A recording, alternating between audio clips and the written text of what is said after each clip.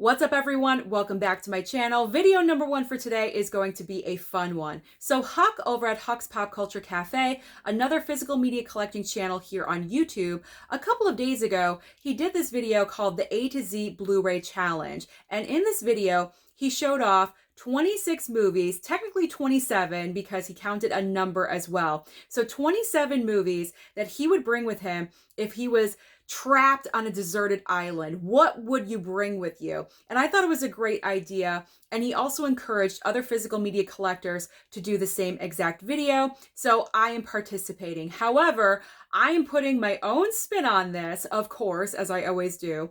And I'm doing all horror movies because I have a lot of horror films. I love the genre.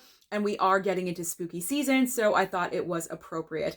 So before I get into showing you what I would bring on a deserted island, if you are brand new here on my channel and you love and adore physical media and everything to do with movies, then hit that red subscribe down below, as well as that like button, but most importantly, that notification bell so you don't miss any videos like this in the future. And I will also link Huck's YouTube channel down below in my description box so you can hit the link and go over and see what he chose to bring to a deserted island. So I'm not sure if I already said he allowed 5 cheats. So say in his video for the letter B, he chose Back to the Future box set. So that's a cheat because that's 3 movies and not just 1. So we're allowed 5. And I will tell you right off the bat, I have 3 cheats in here. Not too bad, only 3. So let's get started with the number. Mind you, all horror films. So what number did I choose to start off with? 30. 30 Days of Night. This is a highly underrated vampire movie. I've only seen it one time, but it's actually one of the best vampire movies I've ever seen. It's in the cold, in the winter. The vampires look extremely different, unlike anything I've ever seen before. Extremely creative. So if you haven't seen 30 Days of Night, I recommend. I would definitely bring this with me if I was alone by myself on a deserted island. So now we're getting into the letters. So for A, I am going with a classic, An American Werewolf in London. I haven't watched this movie enough, and I think that's the reason why I'm bringing it, because that way I can binge it over and over again. For B, I had to go with my girl Buffy. Buffy the Vampire Slayer. There aren't a lot of humorous horror, so definitely had to bring Buffy because she can provide some laughter in my life. Now for C, I'm sure a lot of you automatically think Child's Play. She's bringing Chucky. No, I'm going to surprise you. And I chose Candyman. I watched this for the first time last year and I loved it. And it looks great on 4K. So I am bringing Candyman to the island. Now for D, I'm bringing some zombies with Dawn of the Dead. I really enjoyed this one for the first and only time I watched it, so I would like to experience it again. For E, I'm going with The Exorcist. I mean, this is kind of just obvious. Plus, I didn't really have any other horror films starting with E, so The Exorcist is kind of just there by default, really. But also, I mean, horror classic. How can you go wrong there? For G, we got to go with F. E, F. Sorry, I don't know my alphabet. Okay, F. F, I'm doing a cheat. How can I not go with the Friday the 13th box set? I mean, this is obviously one of my cheats because it's one of my favorite horror franchises, but also there's 12 movies in here. So for more variety and more entertainment, Friday the 13th. There we go. All right, now we can get to G. G, I went with Gremlins. And the reason why I chose Gremlins was because I did have a couple of options for horror films, but I went with Gremlins because it's 2 holidays in one. Yes, it's horror, but it's also Christmas. And so I figured this one would be a nice one to bring just in case I'm in the mood for a little bit of Christmas movies. Then I could pop in Gremlins. It's kind of like a 2-for-1, if you will. I'm already using another cheat, and because with the letter H, you know me, I'm going with Halloween. I hate to be cliche, but I am going to be, and I think you probably know what I'm going to choose for S, but we won't get there just yet. So we got Halloween, obviously Halloween 2, Halloween 3, Halloween 4, and Halloween 5. So that is my second cheat for the letter H. Moving on to I. A lot of you probably assuming It, but no, I'm not going there. I'm going with I Know What You Did Last Summer. Kind of underrated, if you will. I mean, it's not the best slasher. It's not Scream by any means, however, written by the same person, but it's a decent slasher. Could it be improved upon? Yes, there's a couple of things here and there that could be better, but overall, it's a decent slasher, and I find it entertaining. J is Jennifer's Body. To be honest, I really didn't have a lot of J's, so I just went with Jennifer's Body. It was the easiest choice, but I enjoyed the movie. I know a lot of people are either they like it or they don't.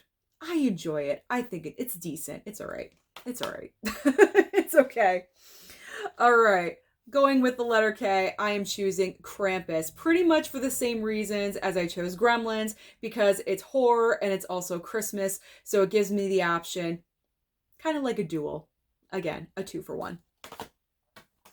L, I am choosing The Lost Boys. I wish I had my 4K before this video, but unfortunately I do not, so I'm just going with the regular Blu-ray, but I cannot go wrong with more vampires in my life. I love vampires. I love vampire movies, so you're going to see a lot of them in this list. For M, I went with My Bloody Valentine. I almost chose Malignant. That was my first one, but then I was like, ooh, My Bloody Valentine. I'm choosing that one. Number one, the Steelbook looks amazing, but also the second factor, yes, it is a cheesy Velveeta 80s slasher film, and I am all here for them. So I support them. And I feel like I would rewatch My Bloody Valentine more than Malignant. So that's why I went with My Bloody. We are almost done here. We're like halfway through. Okay, here we go. I've got a criterion in here for N, and that's because it's Night of the Living Dead. This is such a great zombie film. I watched it for the first time maybe a month ago, and I loved it. I just really thought it was a great use of being creative with not a lot of money. And it's a classic. It's an all-time classic, and I'm probably going to watch it again in October. So, Night of the Living Dead. O was the difficult one. I really couldn't find anything with O, but then I zeroed in on 1 Hour Photo. Is it a horror film?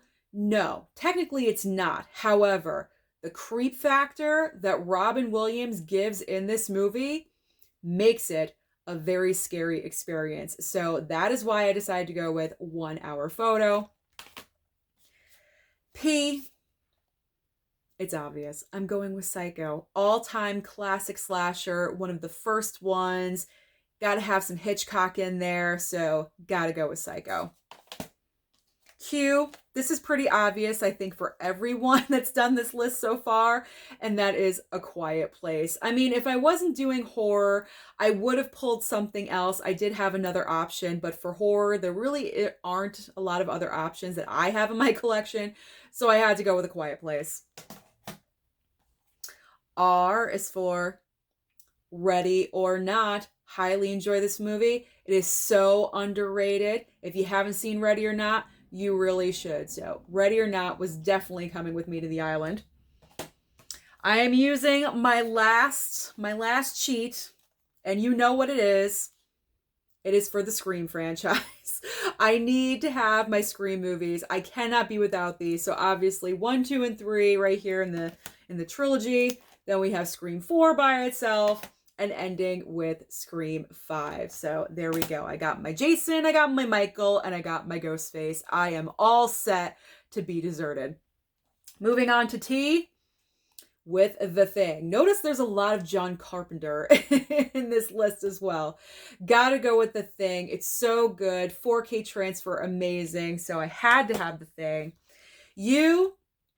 I went with Us. I know I probably could have picked something else, but honestly, I don't mind Us. Us is growing on me a little bit more every time I watch it, and I'm kind of thinking it's underrated, so I would bring Us. For V, gotta go with vampires. John Carpenter's Vampires. I wasn't sure how much I was going to enjoy this film, and I really enjoyed it when I watched it, and I really need to watch it again, so that's the reason why it's on my list. For W, I chose World War Z with Brad Pitt. More zombies. I'm noticing a lot of zombies in my collection as well. So World War Z, I've only seen it one time and I need to rewatch this one again. This is obvious. X for X. I mean, come on. Again, there really aren't a lot of choices for X, so I just went with the obvious choice. For Y, I'm going with You're Next. I need to rewatch this one. I think on the first watching, I was kind of like harsh on it just a little bit. But as I've thought about it and before rewatching it again, like, I don't know, I just thought the ending was actually a really good idea. For the first time watch, I don't know why I just really wasn't impressed with it. But it is a good ending. And the whole thing being twisty like that, you got to give it a little bit of credit. So You're Next. And then finally, Z, Zombieland. More zombies, but also comedy, which is important. So a dual purpose. So those are the movies from A to Z in the horror genre that I would bring with me to a deserted island, to a friend's house. So let me know down below, what movies would you bring with you to a deserted island? Don't forget to like and subscribe before you leave, and I'll see you next time.